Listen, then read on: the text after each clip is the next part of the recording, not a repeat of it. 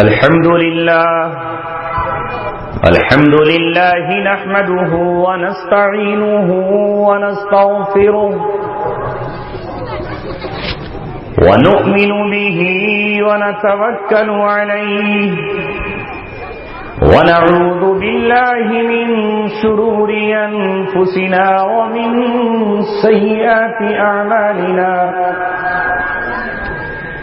من يهده الله فلا مضل له ومن يضلله فلا هادي له ونشهد أن لا إله إلا الله وحده لا شريك له ونشهد أن سيدنا وسندنا وشفيعنا وحبيبنا ومولانا محمدا عبده ورسوله وصلى الله عليه وعلى آله وصحبه وسلم تسليما كثيرا كثيرا.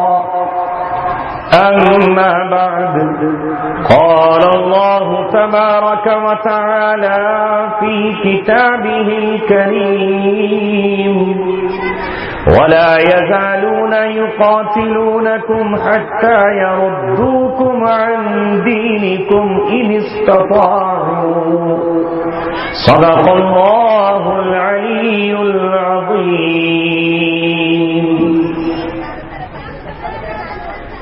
میرے اللہ بدلے گا نظام گلستاں کب تک، رہیں گے پھول خاروں سے نصیب دشمنا کب تک، کبھی تو راحت منزل میرے حصے میں آئے گی، مجھے دھوکے پہ دھوکہ دے گی گرد کارواں کب تک، پگھل جائیں گی آہوں سے یہ زنجیریں غلامی کی، تو رکھے گا ہمیں صیاد پابندے زباں کب تک، ہمارے بعد گلشن کی اڑیں گی دھجیاں گلچی، مناتا ہے چمن کی خیر دیکھیں باغباں کب تک. اے میرے عزیزوں، نوجوان ساتھیوں اور ہم سب کے بزرگوں، تھوڑی دیر اور آپ قربانی دے دیجئے، کیونکہ یہ راتیں ہمیشہ نہیں آتی. شاید اللہ تبارک و تعالیٰ کو یہی منظور تھا کہ رات کے آخری حصے میں میں آپ سے گفتگو کر سکوں، اور جب وقت آئے دعا کا تو آپ کے اشکوں اور آنسوؤں کے ساتھ میں بھی آپ شریک ہو جاؤں. آج میرے نوجوانوں، بہت نازک ترین دور میں امت مسلمہ داخل ہو گئی ہے. اسے اب سونا نہیں چاہیے، اس کے لیے جاگنے کا وقت ہے.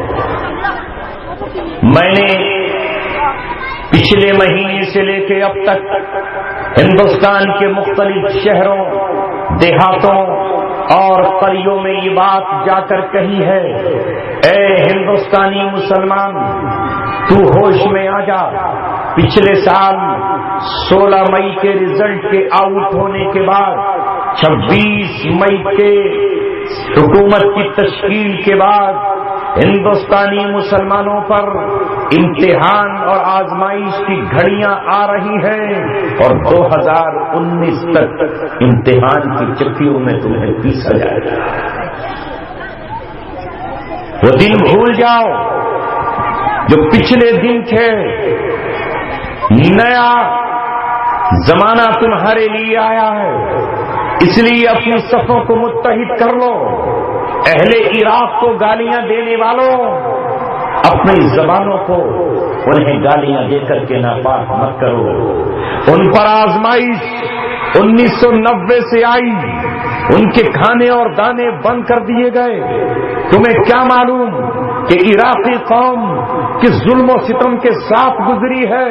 خدا کی قسم، ان پر کیا جانے والا ظلم اگر دنیا کے جوانوں پر تقسیم کر دیا جائے تو ان کی جوانیاں ڈھل جائیں اور وہ بڑھاپے کی دہلیز تک پہنچ جائیں.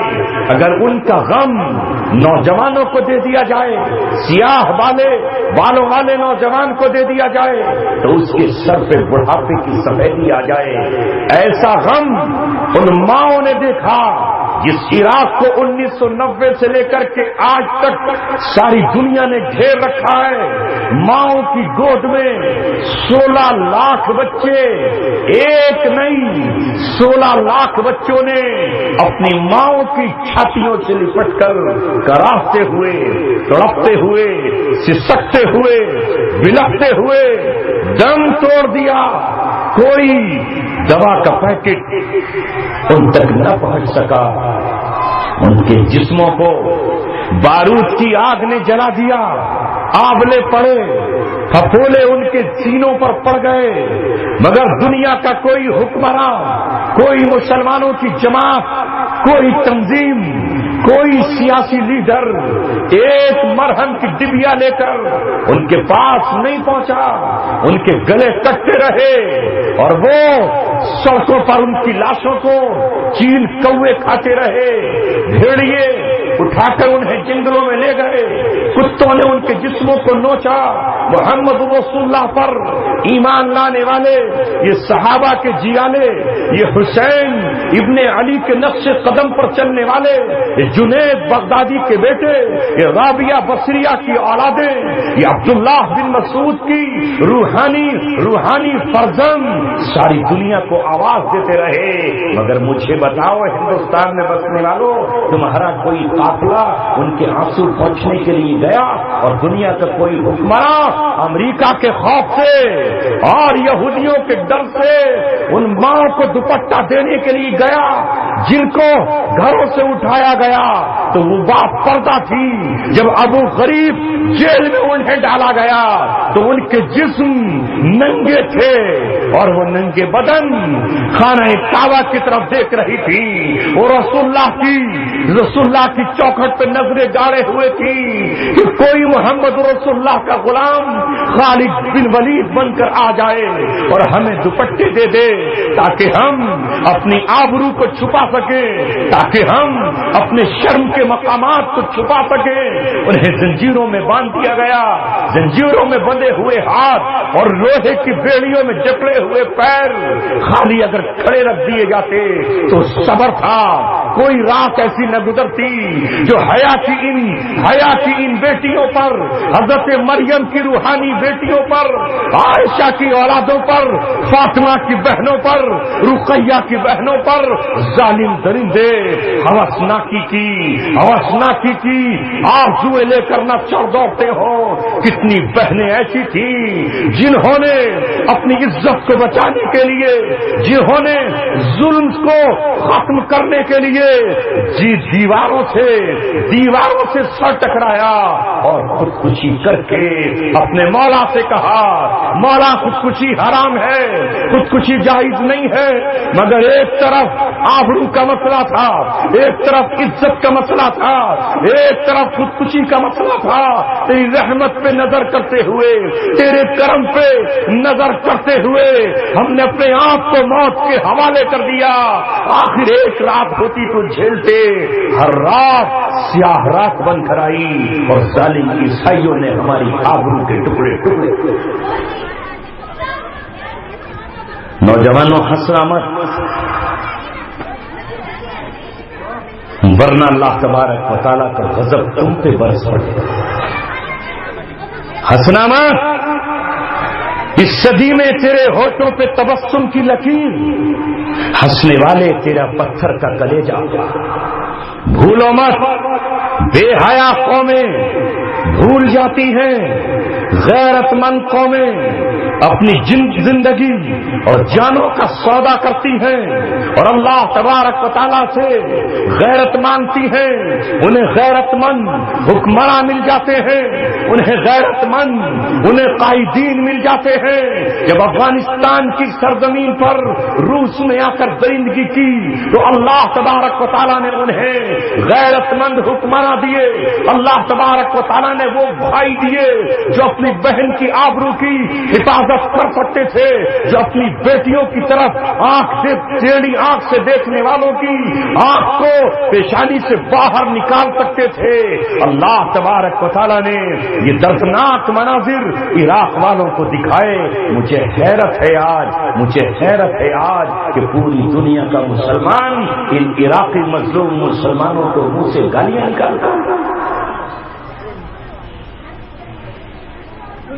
میں آپ سے سوال کرتا ہوں اور پوچھتا ہوں، اسٹیج پر بیٹھنے والے حضرات سے بھی اور سامنے بیٹھے ہوئے مسلمانوں آپ سے بھی، تم جب ہندوستان میں انگریز آیا تھا ایسٹ انڈیا کمپنی کے نام سے اور اس نے ہندوستان پر قبضہ کر لیا تھا، تو یہاں جو لوگ اس کے مقابلے پر اٹھے، جنہوں نے انگریز کے دانت کھٹے کیے، جنہوں نے انگریز کو میدان میں شکست دی، یا جنہوں نے انگریزوں کی گولیوں کا مقابلہ کیا، مجھے بتاؤ ہندوستان کے مسلمانوں، جہاں تک میری آواز پہنچ رہی ہے، مجھے بتاؤ تم ان ہندوستانیوں کو کیا کہتے ہو؟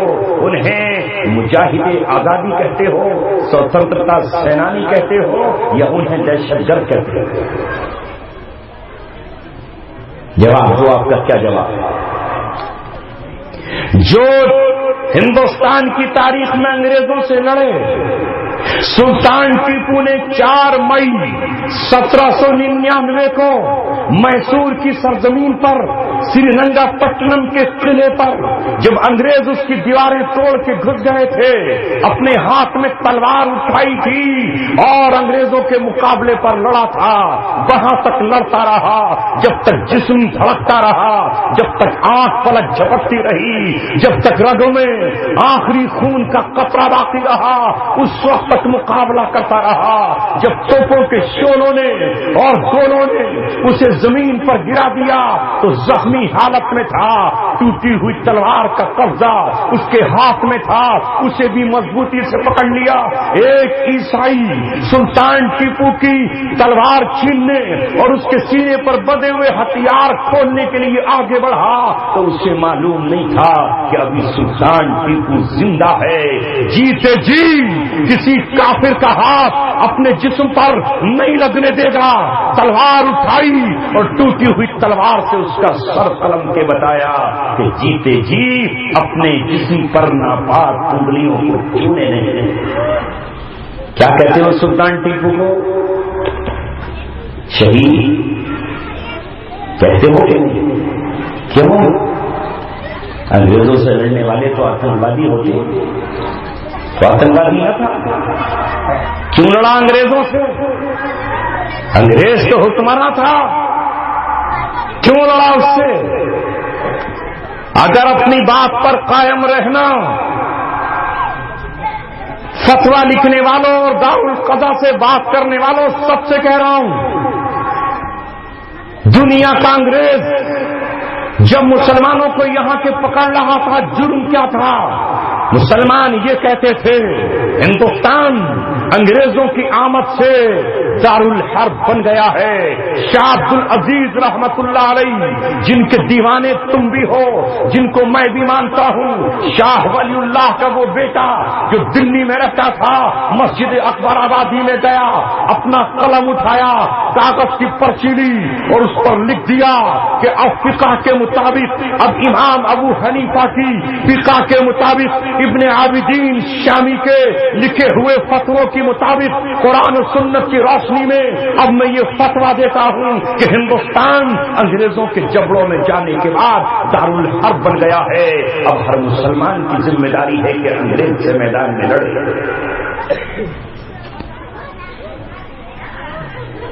یہی وجہ تھی کہ وہ مسجد جہاں سے شاہ عبد العزیز رحمت اللہ علیہ نے انگریزوں کے خلاف لڑنے کا فتویٰ دیا اور ہندوستان کو دارالحرب قرار دیا، وہ مسجد اکبر آبادی تھی جو 2 سال پہلے دلی میں میٹرو کی کھدائی میں ظاہر ہوئی، جس کی محراب بنی ہوئی تھی، جس کے میناروں کے نشان موجود تھے، جس کی دیواروں کے نشانات موجود تھے، جسے دلی کے مسلمانوں نے تعمیر کیا اور اس میں نماز جمعہ ادا کی۔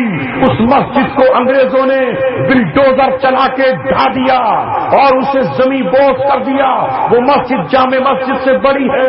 دلی میں داخل ہوتے ہوئے جو پیٹرول پمپ ہے وہ اس مسجد کے صحن میں آیا کرتا تھا. آج اس پر مقدمہ چل رہا ہے, اس میں تالا ڈال دیا گیا ہے. یہ مسجد اس لیے بلڈوزر کا شکار ہوئی کہ اس مسجد سے انگریزوں کے خلاف لڑنے کا فتویٰ شاہ عبد العزیز نے جاری کیا تھا. یہی وہ مسجد تھی جہاں بیٹھ کر محمد علی جوہر اور شوکت علی نے مسلمانوں کو گرما دینے والی تقریریں کی تھی. یہی وہ مقام تھا جہاں اہل حق جمع ہوتے تھے اور انگریزوں کے خلاف مورچہ بندی ہوا کرتی تھی. تو انگریزوں سے لڑنے والا ہندوستان میں لڑے تو مجاہد آزادی کہلائے. حاجی امداد اللہ مہاجر مکی کے ساتھ حافظ ضامن قتل ہو تو شہید کہلائے. ان کی قبر پر آج تک تھانہ بھون میں جو آپ کے بالکل قریب ہے شہید لکھا جائے.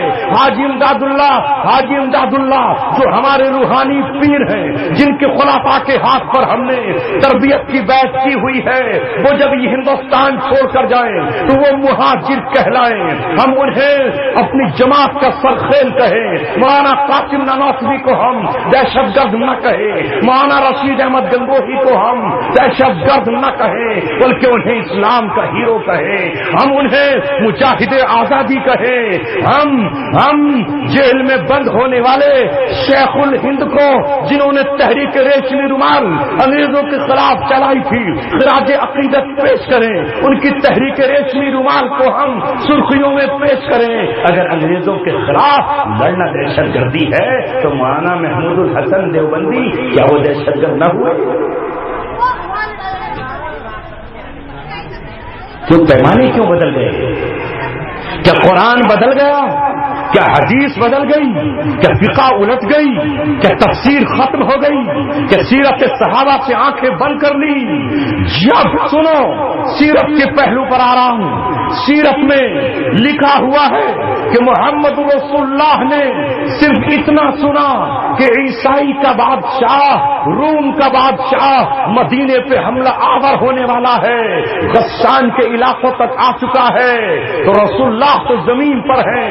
آسمان سے سورہ توبہ کی آیتیں نازل ہوئی اور اللہ تبارک و تعالی نے محمد رسول اللہ سے کہا, صحابہ سے کہا, مسلمانوں سے کہا, انفروا خفافا وثقالا, ہلکے ہو یا بھاری, بیمار ہو یا صحت مند, تندرست ہو یا کمزور, قرضدار ہو یا قرض خواہ, عورت ہو یا بچے, بوڑھے ہو یا جوان, مالدار ہو یا غریب, تاجر ہو یا مزدور, حکمراں ہو یا رعایا, سب کے سب اب عیسائی طاقت سے مقابلے کے لیے نکل کھڑے. انفروا خفافا وثقالا, ہلکے ہو یا بھاری نکل جاؤ. کہاں نکل جاؤ؟ رومیوں سے مقابلے کے لیے جو سپر پاور طاقت تھی, ابھی اس کی فوجیں مدینہ میں داخل نہیں ہوئی. ابھی اسلامی سلطنت کی سرحدوں پر انہوں نے اپنے قدم نہیں رکھے. ابھی تو وہ بہت دور تھے کہ محمد رسول اللہ اپنے ساتھیوں کو لے کر اور تمام اہل مدینہ سے چندہ وصول کر کے, کسی نے گھوڑے دیے تو کسی نے اونٹ, کسی نے نیزے دیے تو کسی نے تلوار, کسی نے ڈھالے دی تو کسی نے کھجور, تو کسی نے سر کے بال کاٹ کر دیے, تو کسی نے اپنا بیٹا حضرت ابوبکر صدیق. سارا مال آج اس جنگ کی تیاری کے لیے لے آئے. معاف کرنا, ہم اس پورے واقعے کو کہتے ہیں کہ چندہ کائے کے لیے کیا رسول اللہ نے, یہ چندہ کائے کے لیے ہو رہا تھا. ہر آدمی اس واقعے کو موڑ کر اپنے لیے پیش کر لیتا ہے کہ رسول اللہ نے چندہ کیا, مگر یہ ہو کس کے لیے رہا؟ یہ 900 اونٹ جو حضرت عثمان غنی نے دیے تھے, انہیں کہاں جانا تھا؟ یہ 300 گھوڑے جو حضرت عثمان غنی نے دیے تھے, ان گھوڑوں سے کیا کام لیا جانا تھا؟ یہ جو 300 دینار حضرت عثمان غنی نے دیے تھے, رسول اللہ جن کو اپنے دامن میں الٹ پلٹ کر رہے تھے اور یہ کہتے تھے کہ آج کے بعد عثمان کو کوئی گناہ, کوئی خطا نقصان نہیں پہنچائے گی. جس میں طلحہ آئے تھے اپنا سامان لے کر, جس میں عبد الرحمن بن عوف نے مال بھی دیا تھا. صحابہ نے اس جنگ کے لیے، اس حملے کو روکنے کے لیے، عیسائیوں کے مقابلے کے لیے، رومی سلطنت سے نبرد آزما ہونے کے لیے مال ہی نہیں دیا تھا، بلکہ 3 صحابی کے سوا کوئی ایسا نہ تھا جو رسول اللہ کے ساتھ نہ گیا۔ 3 ہی تو رہ گئے تھے، مرارہ بن ربی، ہلال بن امیہ، کعب بن مالک، یہ 3 صحابی رہ گئے تھے، اور انکار کی بنیاد پر نہیں۔ کسی کے پاس تیز گھوڑا تھا کہ میں پہنچ جاؤں گا، کوئی گرمی کے زمانے میں کوئی اپنے باغ میں رہ گیا تھا، اب آپ کے ساتھ آ ملوں گا۔ ان 3 صحابی کے سوا جو رہا تھا وہ منافق قرار پایا، وہ اسلام کا دشمن قرار پایا۔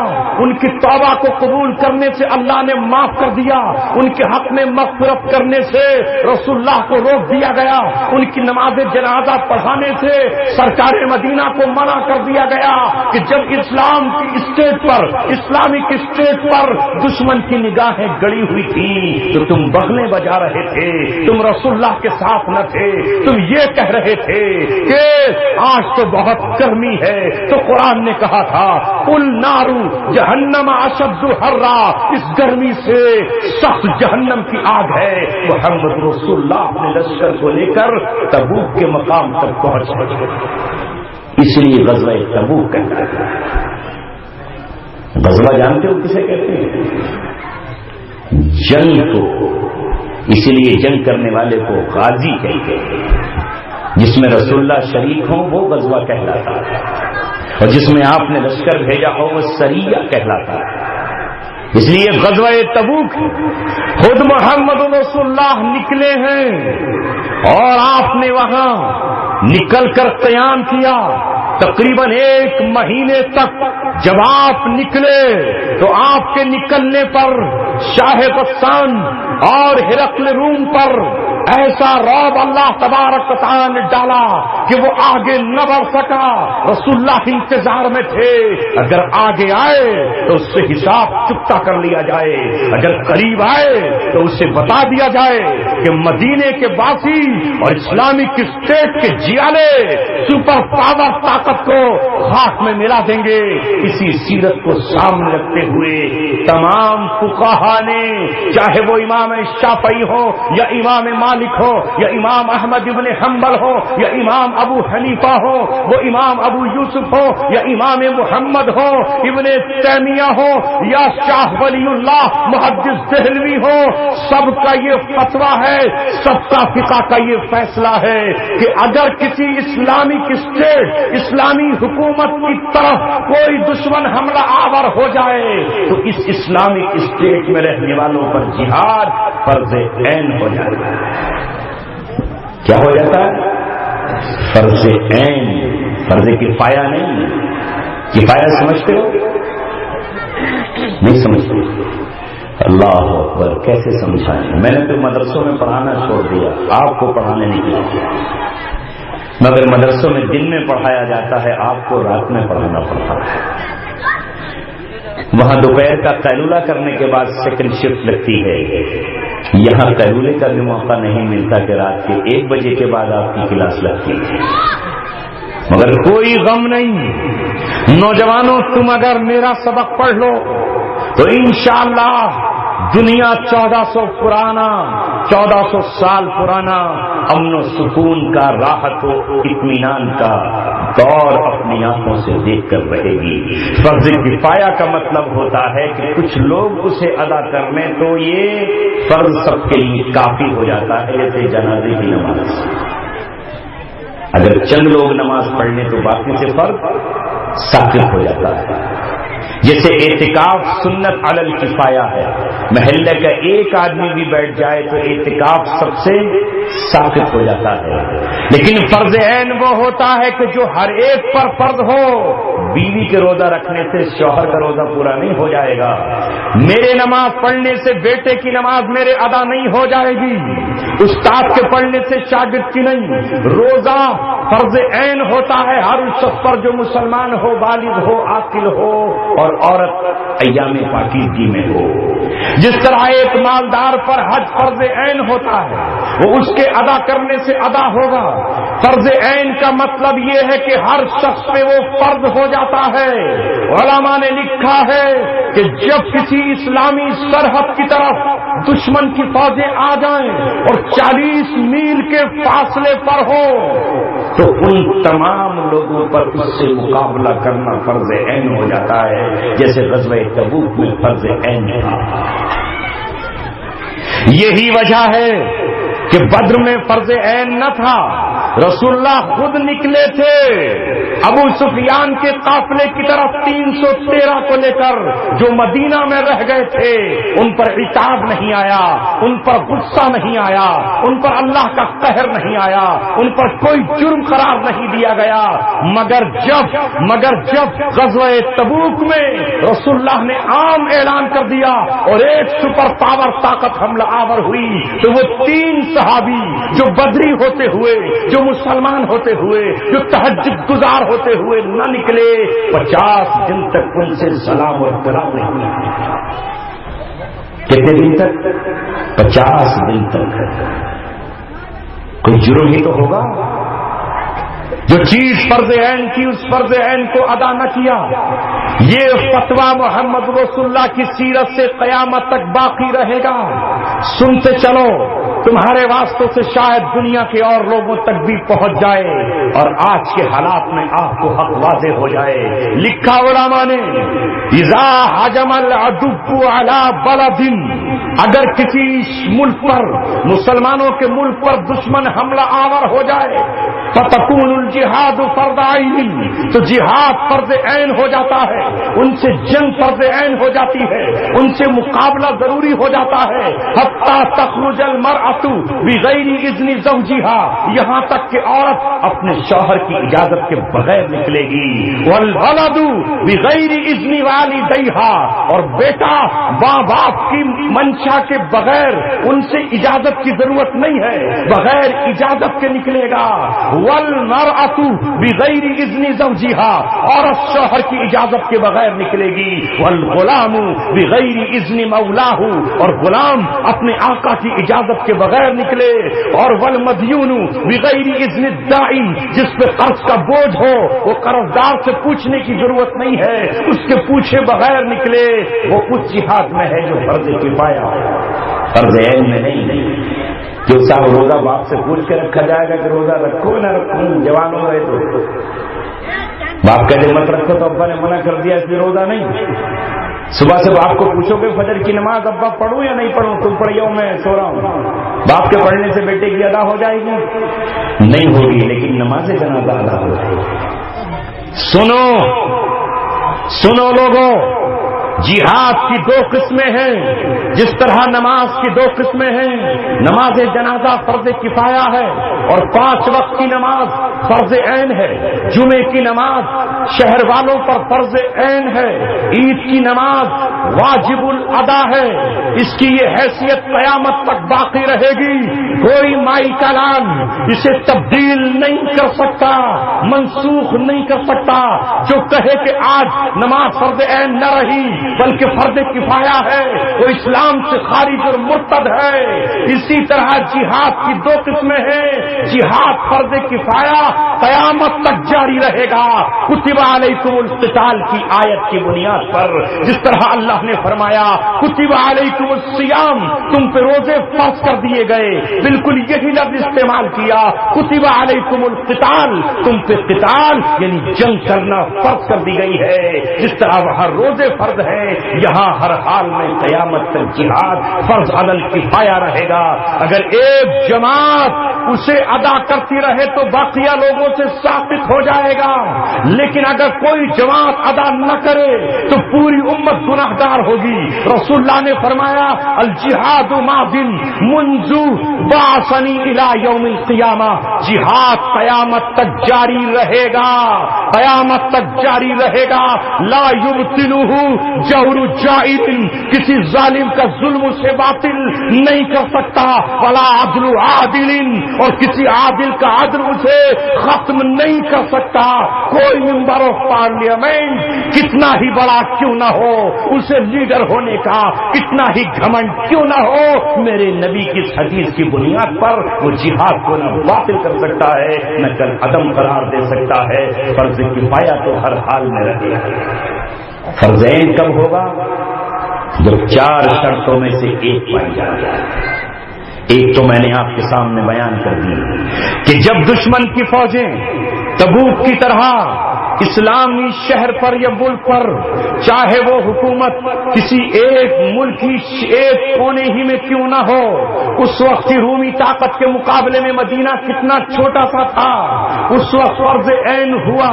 رسول اللہ صلی اللہ علیہ وسلم نے سب کو نکلنے کو کہا، لہذا فقہا لکھتے ہیں جو میں نے عبارت پڑھی ہے، آگے فقہا کہتے ہیں وَإِن تَكَاسَلُوا، اگر اس ملک کے لوگ سستی برتے نہیں جاتے، کون مرنے جائے، او تہاونوا یا بزدل ہوں، ڈرپوک ہوں، ڈر جائیں، او تعاجزوا یا عاجز ہوں، کمزور ہوں، لڑنے کی طاقت نہ ہو، ہتھیار نہ ہو، کچھ بھی نہ ہو، او تعاجزوا عاجز ہو، تو وَعَلَىٰ مَنْ قَرُبَ، اب ان کے برابر والوں پہ فرض ہو جائے گا۔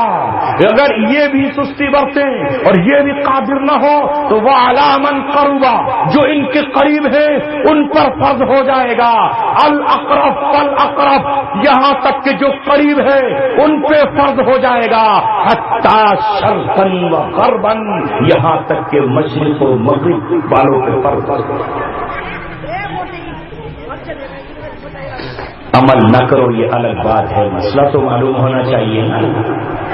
یہ کوئی ضروری ہے کہ آپ اپنی بیوی کو طلاق دیں تبھی طلاق کا مسئلہ پتا ہو؟ پہلے ہی پتا ہونا چاہیے نا کہ 3 طلاقوں کے بعد چھٹی ہو جائے گی۔ آپ کہیں میں تو نہیں سنتا طلاق کی بات، مجھے تو دینی نہیں ہے۔ آپ کہیں مجھے تو کرنا ہی نہیں ہے تو میں کیوں سنوں یہ مسئلہ تو سنو تاکہ حق پرستوں کو حق کہو، باطل کو باطل کہو، ظالم کو ظالم کہو، قاتل کو قاتل کہو، تاکہ آپ حق کی حمایت کرو، اہل حق سے محبت کرو۔ لہذا پہلی شرط تو یہ کہ دشمن حملہ آور ہو جائے، اور دوسرے یہ کہ اگر مسلمان فوجیں اور دشمنوں کی فوجیں آمنے سامنے آ جائیں تو فرض عین ہے۔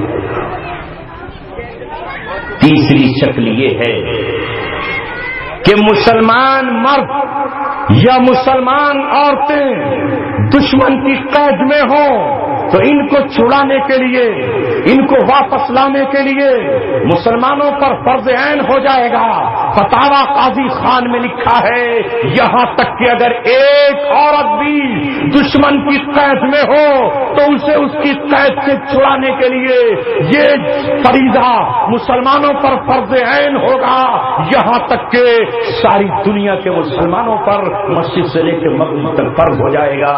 اور چوتھی شکل یہ ہے کہ جس سرزمین پر مسلمانوں کی حکومت قائم رہی ہو، چاہے ایک دن کے لیے قائم ہوئی ہو اور چاہے وہ دھرتی ایک بالش ہی کیوں نہ ہو، اگر اس پہ کوئی کافر بات میں قابض ہو گیا تو اس زمین کو چھڑانے کے لیے مسلمانوں پر جہاد فرض عین ہے۔ اب ان شرائط کی روشنی میں آپ بتائیے کہ جب 2001 میں افغانستان میں امریکہ 42 ملکوں کو لے کر اتر آیا اور اس کی فوجیں ہوائی جہازوں کے ذریعے، ہیلی کاپٹروں کے ذریعے، پاکستان کے اڈوں کے ذریعے جب ملک کے اندر داخل ہو گئی اور انہوں نے عورتوں کو گرفتار کرنا شروع کیا، علماء کو قتل کرنا شروع کیا، نوجوانوں کو پکڑ کر انہیں ہوائی جہازوں میں اس طرح باندھا گیا کہ انہیں بھیڑ بکریوں کی طرح باندھ کر پنجروں میں بند کر کے گوانتانامو بے جیل کے اندر قید کر کر دیا گیا اور آج تک وہ قید میں ہیں. اسی قید میں عورتیں بھی ہیں. ان کی قید میں آج تک ڈاکٹر عافیہ صدیقی ہیں جو پاکستان کی رہنے والی امریکہ کی ایک ڈاکٹر سائنٹسٹ ہے جس کے بچے اس سے چھین لیے گئے. بچے روتے رہے. ان معصوم بچوں نے اپنی ماں کو ظالم فوجیوں کے ہاتھوں میں جکڑے ہوئے دیکھا.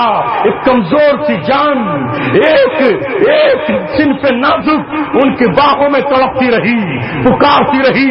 اس نے پاکستان کے حکمرانوں کو آواز دی, ان کے جرنیلوں کو آواز دی, ان کے حکمرانوں کو آواز دی کہ تمہارا یہ ملک لا الہ الا اللہ کے نام پر بنا تھا, جس کو بنانے کے لیے ہندوستان سے مسلمانوں نے چاندنی چوک خالی کر دیا تھا, پورا پنجاب خالی کر دیا تھا. قافلے کے قافلے اسلامی سلطنت کا خواب دے کر آئے تھے. آج تمہاری سلطنت میں تمہاری بیٹی پنجرے میں قید ہے, اسے پکڑ کر لے گئے. بچے روتے رہے مگر ظالم حکمرانوں نے اپنی بیٹی کو ظالموں کے حوالے کیا. بموڑنے کے لیے, اس پر وحشی چھوڑنے کے لیے 5 سال تک افغانستان کی بگرام جیل میں وہ بہن تڑپتی رہی. اسے زہر کے انجیکشن دیے جاتے رہے, پیٹ چاک کر کے اس میں نمک چھڑکا جاتا رہا, الٹا لٹکا کر اسے تڑپایا جاتا. آخر اس کا قصور کیا تھا؟ قصور یہ تھا کہ اس کا نام عافیہ تھا, اس کا نام مسلمانوں جیسا نام تھا. کسی کے ماتھے پر جو نہیں رینگی. اس کے بعد اسے اٹھا کر کے آج امریکہ کی جیل میں بند کر دیا گیا. نہ اس نے کسی کا قتل کیا, نہ کسی پہ حملہ کیا, نہ کسی پہ خنجر چلایا, نہ کسی کا دل چاک کیا, نہ کسی کا خون بہایا. صرف الزام کی بنیاد پر اسے 87 سال کی سزا دے دی گئی. یہ قانون ظالمانہ آپ کو نظر نہیں آتا؟ یہ کسی کی آنکھ میں آنسو نہیں آتا؟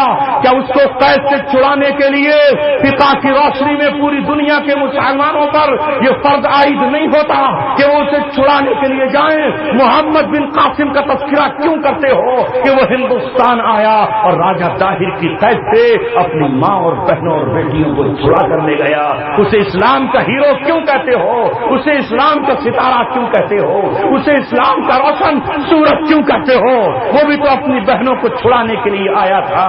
لیکن آج اگر دنیا کا کوئی گروہ اور کوئی جماعت سرزمین عراق پر کھڑی ہوئی جس نے اپنی بہنوں کو روتا ہوا دیکھا, جنہوں نے جیل میں اپنے بھائیوں کو جو مسجدوں کے امام تھے, جو وقت کے قاضی تھے, جن کی حیا پر فرشتے شرما جایا کرتے تھے, جب ان کو ننگے بدن ایک دوسرے کے سامنے ڈال دیا گیا, کتے چھوڑ دیے گئے, ان کی نظروں کے سامنے قرآن کو ٹھوکروں میں روندا گیا, ان کو مجبور کیا گیا کہ وہ ایک دوسرے کے ساتھ بدفعلی کریں. ان کی بہنوں کی چیخوں سے ابو غریب جیل دہل اٹھی, لرز اٹھی. کیا وہ اتنے بےغیرت تھے کہ وہ جب وہ اپنی بہنوں کے لیے کچھ نہ کرتے وہ اٹھے اور اٹھ کر انہوں نے امریکہ کے خلاف موت اور حیات کا فیصلہ کر دیا. نتیجہ یہ ہوا کہ 2003 میں امریکہ دندناتا ہوا ان کے پاس گیا تھا. انہوں نے کہا یہ سعودیہ کے حکمراں نہیں ہے جو تیرا استقبال شراب سے کریں گے, تیرا استقبال ہار پھولوں سے کریں گے. یہ جارڈن کا حکمراں نہیں ہے جو تیرے لیے قالین بچھائے گا. یہ کردستان کا مسعود بارزانی نہیں ہے جو تمہیں قالین پہ چلنے کہے گا. ہم خالد بن ولید کی اولاد ہیں, مصنع اور قاقا کے بیٹے ہیں, ہم جنید بغدادی کی روحانی اولادیں ہیں. ہم تمہیں یہ بتائیں گے کہ جو ہاتھ ہماری بہنوں کے دوپٹوں تک گئے ہیں وہ زندہ سلامت امریکہ واپس نہیں. یہ ہے وہ گروہ جس نے آج خلافت اسلامیہ کا اعلان کیا. یہ ہے وہ گروہ جس نے 2011 میں امریکہ کو واپس جانے پہ مجبور کر دیا اور بتایا کہ تمہارا باپ دادا 1095 میں آیا تھا بیت المقدس کو فتح کرنے کے لیے، عراق کو روندنے کے لیے، شیعوں کے کاندھوں پر چڑھ کر آیا تو اللہ تبارک و تعالیٰ نے اس وقت اہل سنت والجماعت کو عماد الدین زنگی جیسا ایک سلطان عطا کر دیا۔ وہ جب شہید ہوا اس کے خیمے میں اسے قتل کیا گیا تو اس کے بعد اس کے بیٹے نے اسلام کا پرچم تھاما جسے دنیا نور الدین زنگی کے نام سے جانتی ہے۔ جب نور الدین زنگی کو بھی زہر دے کے قتل کر دیا گیا تو اس کے بعد وہ پرچم اس کے ایک سپاہی نے تھاما جسے سلطان صلاح الدین ایوبی کہتے ہیں۔ لہذا ہم اس کے بیٹے اور اس کی اولاد ہیں۔ آج بھی عراق میں صوبے کا نام صوبہ صلاح الدین ہے۔ انہوں نے یاد دلایا کہ کل حطین کے مارکے میں صلاح الدین ایوبی نے تمہاری فوجوں کو دوڑاتے دوڑاتے پیاسا کر دیا تھا، نہر کا پانی نہیں پینے دیا تھا اور تمہیں بتایا تھا 1000 سال تک تم اپنا سر نہیں اٹھا سکو گے۔ 1099 میں انہوں نے بیت المقدس کو اپنے قبضے میں لیا تھا۔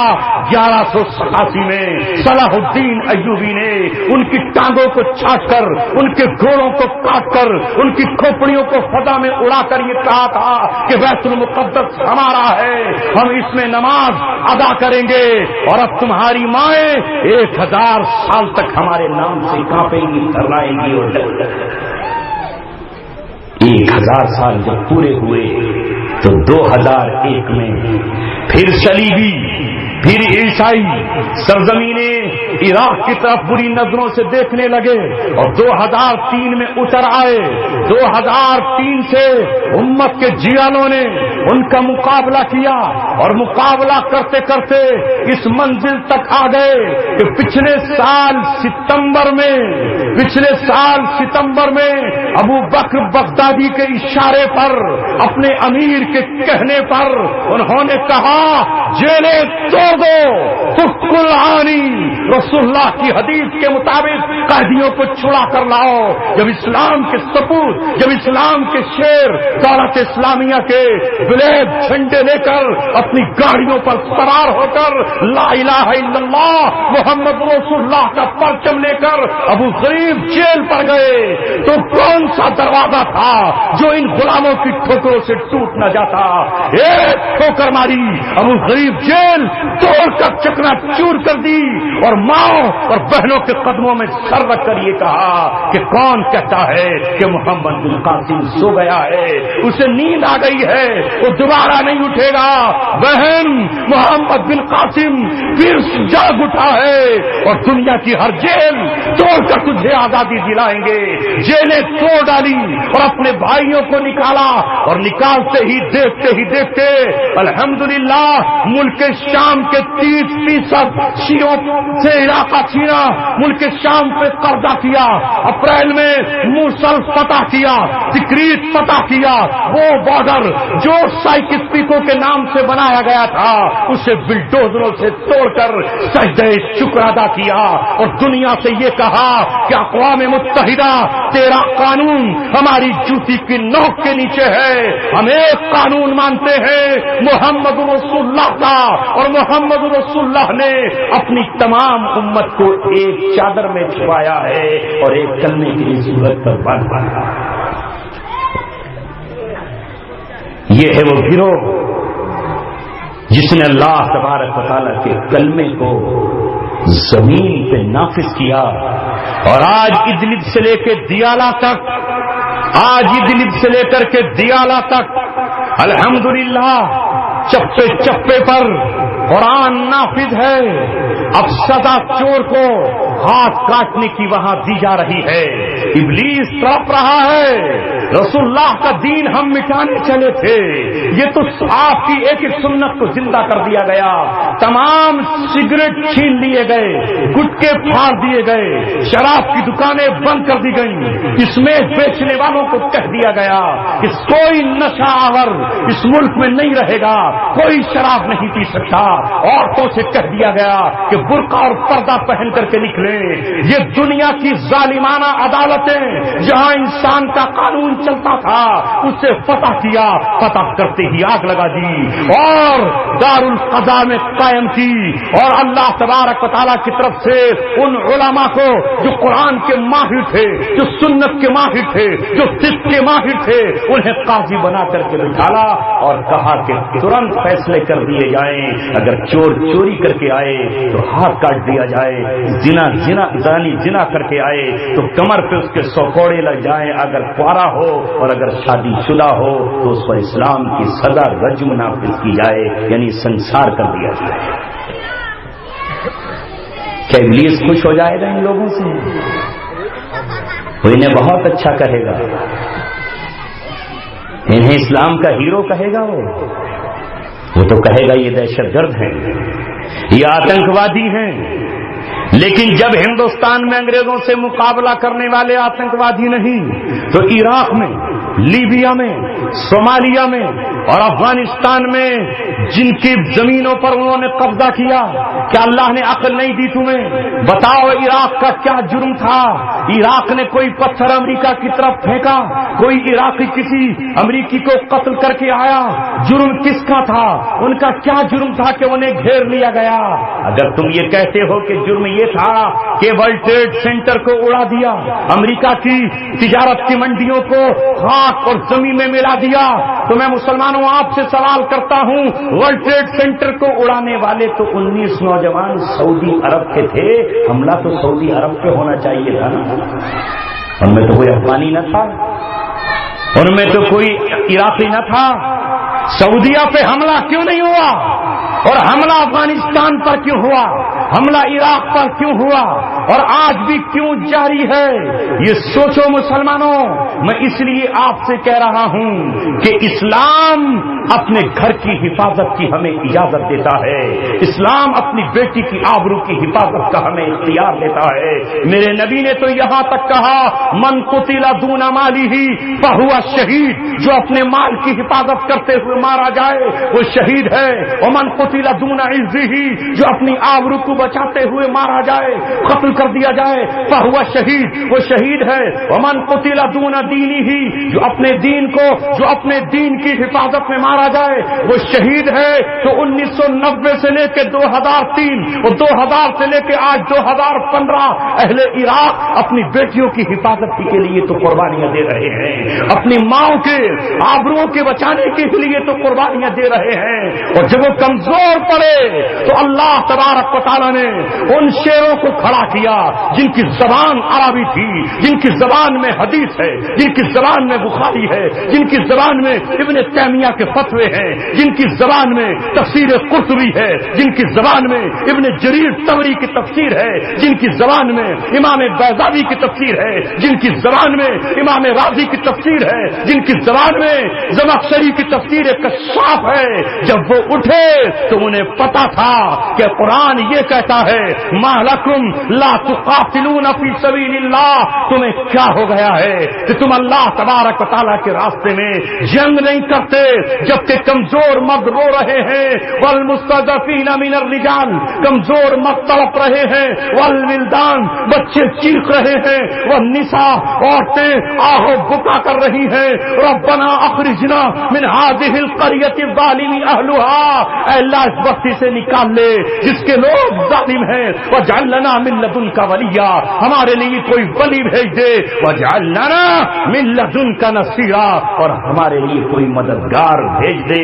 یہ مکے کے لوگ تڑپ رہے تھے، ان کی تڑپ کو سن کر، اس آیت کو پڑھ کر صحابہ کرام نے مدینے سے لشکر تیار کیا اور 10,000 کے لشکر نے مکہ کو فتح کیا۔ نہ تھے تم اس زمانے میں، ورنہ رسول اللہ کو سب سے بڑا آتنکوادی قرار دیتے کہ مکے کو فتح کر لیا۔ یہ رٹ لگانے والوں کہ رسول اللہ نے سب کو معاف کر دیا، میں آپ سے پوچھتا ہوں کہ ابو جہل کو کیوں معاف نہیں کیا؟ کیا ہوا تھا ابو جہل کا بدر میں؟ اسے دودھ پلایا گیا، کھجوریں کھلائی گئیں، کیا کیا اس کے ساتھ کچھ پتا بھی ہے؟ یہ بدر میں کتنے قتل کیے گئے تھے؟ کتنے معلوم ہے؟ کتنے قتل ہوئے تھے رسول اللہ کے صحابہ کے ہاتھوں بدر میں؟ کتنے؟ پورے مجمع کو پتہ ہی نہیں. ابھی پوچھوں سچن تندولکر نے کتنے چھکے مارے تو سب کہیں گے ارے اتنے. ابھی کون ہارا ہے ورلڈ کپ میں؟ سب کو یاد ہے انڈیا ہار گئی، باہر نکل گئی. خون کے آنسو رو وہ نکل گئی تو ہم کیا کریں؟ نہیں پتا. ماسٹر صاحب نے بتایا کہ 70 2 کا اور اضافہ کر لیجئے 2 اور بعد میں قتل کیے گئے. ایک عقبہ بن ابی معیط اور ایک نضر بن حارث جو مدینہ میں داخلے سے پہلے ان کے سر کاٹ کے پیڑوں پہ لٹکا دیے گئے. پیڑ پر لٹکانا میرے نبی کی سنت ہے. سر قلم کرنا میرے نبی ہی کی نہیں فرشتوں کی سنت ہے. فَاضْرِبُوا فَوْقَ الْأَعْنَاقِ وَاضْرِبُوا مِنْهُمْ كُلَّ بَنَانٍ. جو امن کا پیغام نہ سمجھے، جو صلح کی زبان نہ سمجھے، جو اخلاق کی زبان کو نہ جانے، محمد رسول اللہ نے ان 1000 میں سے جو اکڑتے ہوئے آئے تھے ان 72 کو معاف کیوں نہیں کیا؟ معاف کر دیتے ہی نہیں. نہ تھے آپ اس زمانے میں، ورنہ قلم لے کے نکل کھڑے ہوتے رسول اللہ کے ساتھ اور یہودیوں کے صف میں جا کر بیٹھ کر کہتے یہ رسول اللہ جنگجو ہے، یہ تو قتل کر رہا ہے. بھلا بتاؤ 72 کا قتل کر دیا. اور غزوہ احزاب کے بعد بنو قریظہ کے جو یہودی بچے تھے کیا خیال ہے ان کے بارے میں؟ وہ کتنے نوجوان تھے جن کو مدینے کی خندقوں میں رسول اللہ کے حکم سے قتل کیا گیا، جن کی گردنیں ماری گئی، معلوم ہے آپ کو؟ نہیں، چونکہ ممبر و محراب بھی خرید لیے گئے. اور محترم گاندھی صاحب کا فلسفہ اسلام پہ غالب آ گیا کہ کسی کو کچھ کہنے کی ضرورت نہیں ہے.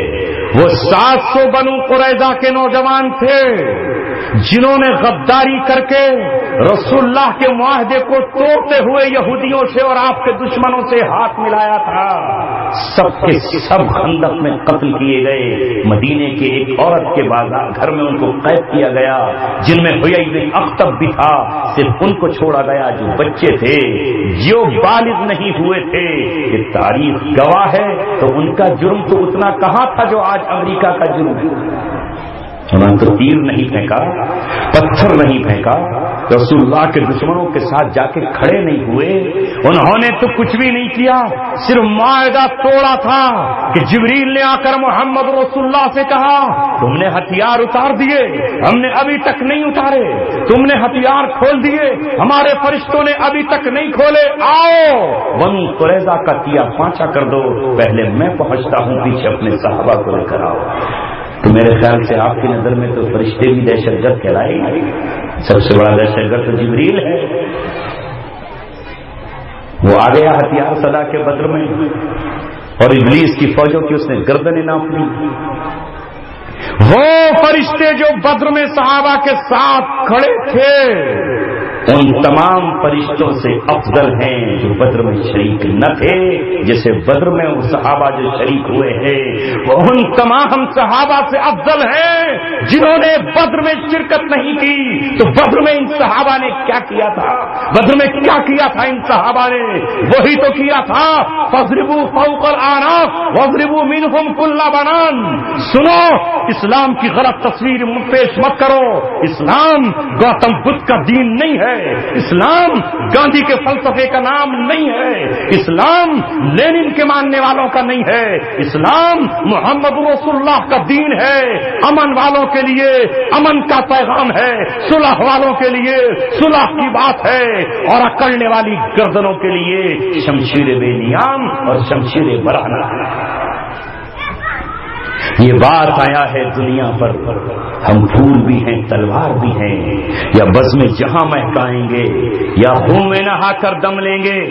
اللہ تبارک و تعالیٰ نے اب جب اپنے ماننے والوں کو طاقت اور قوت عطا کر دی، آپ کو کیا معلوم یہ اخبار شیعوں کے ہیں، رافضیوں کے ہیں، اور رافضی زمین کا وہ بدترین کیڑا ہے جو حضرت عائشہ کو یہ کہتا ہے کہ حضرت عائشہ کافرہ تھی، حضرت عائشہ نے نعوذ باللہ زنا کیا، قرآن نے ان کی برات کا اظہار کر دیا، صحابہ نے برات کا اظہار کیا، اولئک مبرؤون مما یقولون، جو کچھ یہ کہہ رہے ہیں وہ یہ لوگ اس سے بری ہیں، اس سے بری ہیں، حضرت حسان بری ہیں، تمام کے تمام بری ہیں۔ لہذا ابن تیمیہ کہتے ہیں کہ اگر کوئی حضرت فاطمہ پر تہمت لگائے تو وہ واجب القتل نہیں ہے، لیکن عائشہ پر اگر کوئی تہمت لگاتا ہے تو اس لیے واجب القتل ہے کہ عائشہ کی تہمت کو قرآن نے دھو دیا ہے، یہ قرآن کی آیت کا انکار کر رہا ہے، اور قرآن کی آیت کا انکار کرنے والا واجب القتل ہے۔ ان سے مقابلہ ہے آج، وہ آپ کو صحیح خبر دیں گے، وہ آپ کو صحیح خبر دیں گے۔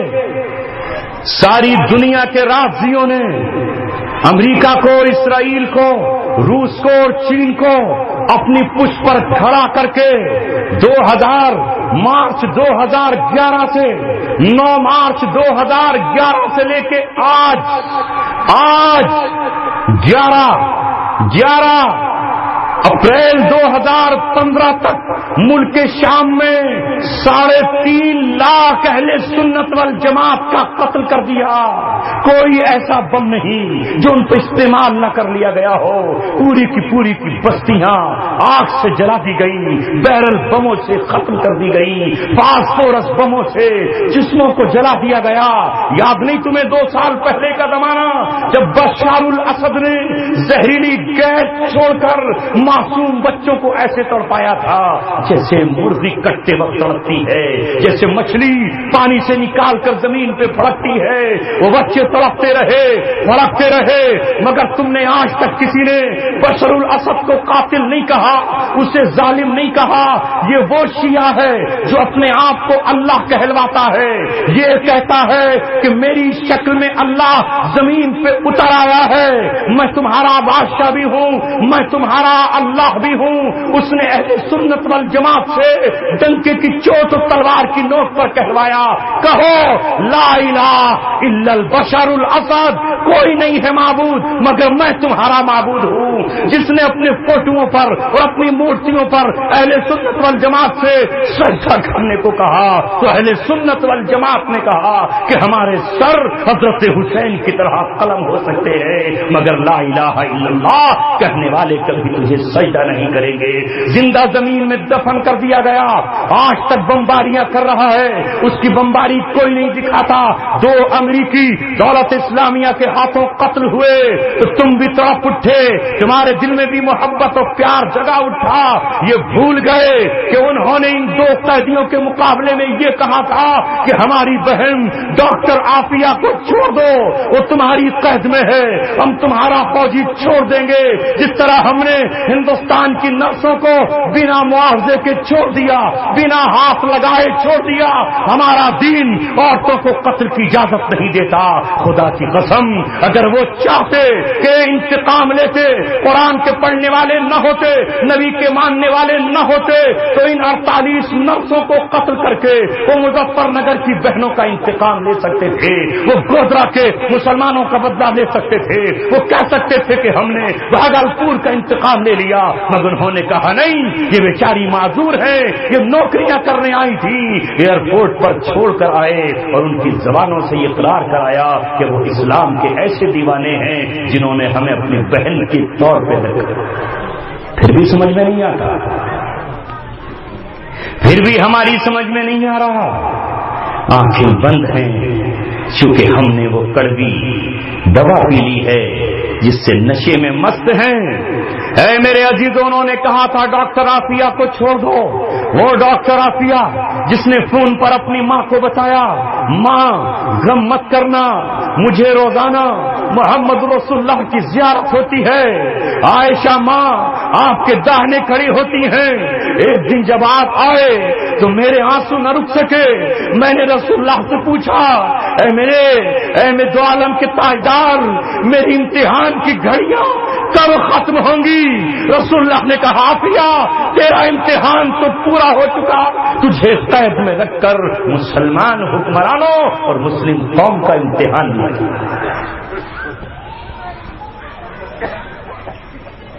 ہماری جب غیرتیں ختم ہو گئی اور ہمارے اندر کا جنازہ نکل گیا تو ہمیں وہ لوگ جنہوں نے آج 21ویں صدی میں اسلام کے مظلوموں کی مدد کی، یہ وہی گروہ ہے جنہوں نے سرحد عبور کر کے ملک شام کو پار کیا اور بشر الاسد ظالم سے یہ کہا کہ ہم تیرا تخت الٹ کر رہیں گے، تیری زمین چھین کر رہیں گے، تجھ سے آزاد کرا کر رہیں گے.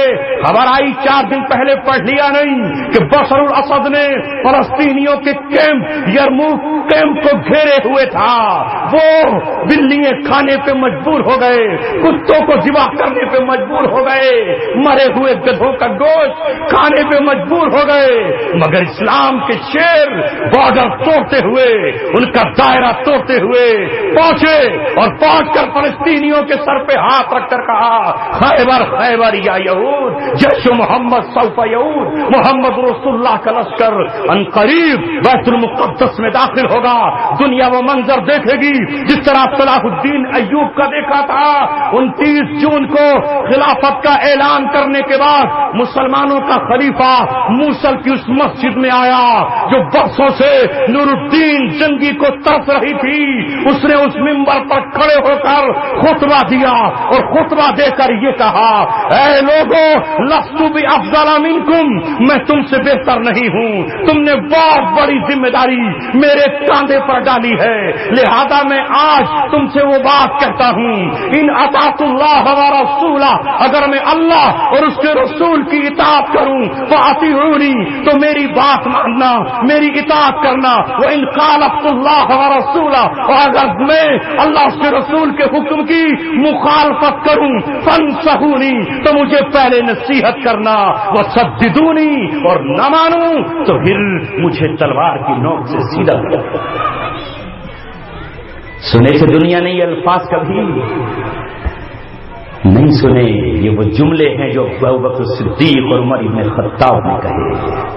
باطل کے ایجنٹ بیعت نہیں لیتے، وہ ووٹ ڈلواتے ہیں، وہ ووٹ ڈلواتے ہیں.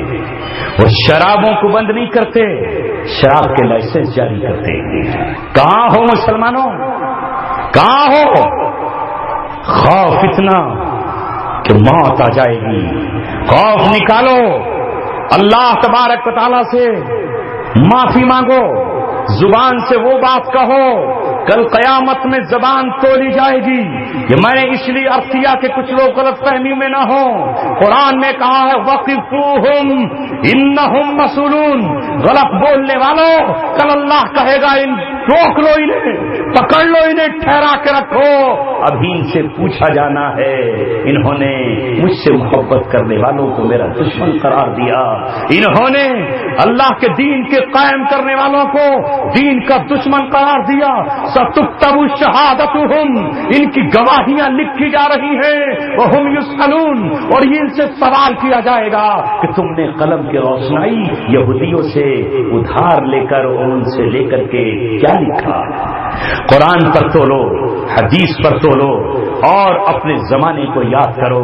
لہذا آخر میں یہی کہتا ہوں کہ دنیا کے کسی اسلامی ملک میں اگر اسلام دشمن فوجیں انگریزوں کی شکل میں داخل ہو جائیں، ان سے مقابلہ کرنے والے اسی طرح غازی ہیں جس طرح ہندوستان میں ان کو کھدیڑنے والے غازی کہلاتے ہیں.